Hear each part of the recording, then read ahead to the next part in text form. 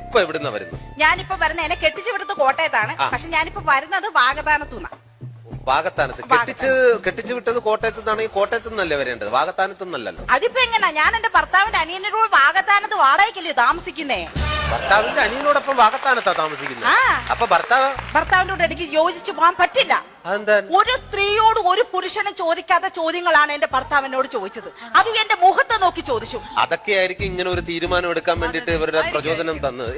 എന്താണ് അദ്ദേഹം മുഖത്ത് നോക്കി ചോദിക്കാൻ പറ്റാത്ത എന്താണ് ചോദിച്ചത്? മ്ലേച്ഛമായ ചോദ്യങ്ങളാണ്, മ്ലേച്ഛമായ ആവശ്യങ്ങളായിരുന്നു അദ്ദേഹത്തിനുള്ളത്. എന്തായിരുന്നു പറയും? അദ്ദേഹം എന്നോട് പറഞ്ഞു, എനിക്ക് ഈ ഒരു പൊതുവേദിയിൽ നിന്ന് പറയാൻ പാടില്ലാത്തതാണ്. അല്ല, എന്നാലും പിന്നെ അങ്ങനെ പുരുഷന്മാരെ അത്തരത്തിൽ എന്താണ് പറഞ്ഞത് നമുക്കൊന്ന് അറിഞ്ഞാൽ കൊള്ളാം. ഏതായാലും നിങ്ങൾ നിർബന്ധിച്ച സ്ഥിതിക്ക് ഞാൻ അങ്ങ് പറഞ്ഞേക്കാം. അദ്ദേഹം എന്നോട് പറഞ്ഞ എന്താണെന്ന് അറിയാമോ? ഭർത്താവ് പറയാ, രാവിലെ 6 മണിക്ക് ഞാൻ എഴുന്നേക്കണം അത്രേ, അങ്ങർക്ക് ചായ ഉണ്ടാക്കി കൊടുക്കണം അത്രേ, അങ്ങനെ തുണികൾ കഴുകണം